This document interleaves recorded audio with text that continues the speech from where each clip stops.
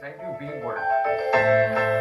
When you've spent years sleeping on the hard concrete streets of LA, a bed might take some adjusting to. I would either sleep here on the floor or in the living room on the floor. But after a lifetime of trauma, addiction, incarceration, and homelessness, 55-year-old Boyce Osef is finally adjusting. What it took was a home. He moved into this fully furnished apartment in Hawthorne almost 2 years ago.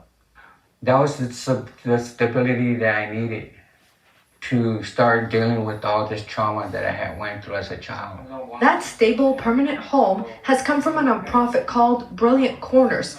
Chris Contreras is the chief program officer. In order for anybody to really tackle issues that they may be experiencing, whether it be from mental health or addiction, or just needing to maybe stand up and find a job, we all need a home to do that. Brilliant Corners runs LA County's Flexible Housing Subsidy Pool, a program where renters, referred to them by the county's Department of Health Services, pays 30% of their income towards rent, and the organization subsidizes the rest. So we have a dedicated team that acquires units, market rate units from landlords, and we match those units to participants in the program.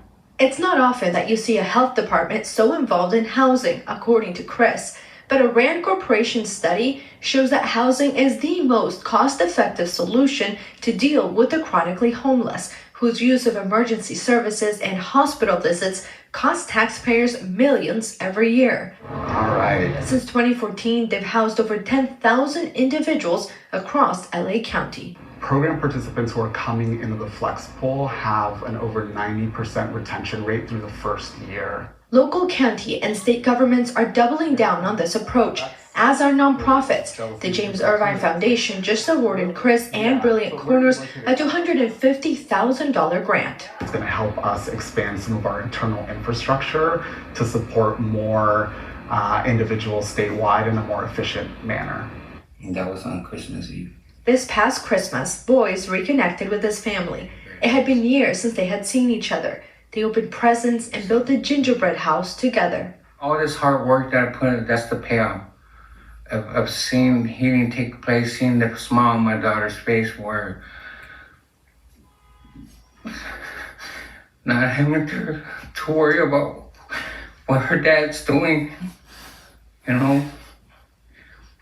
I mean, that in itself is to see that smile and say, I got my dad back.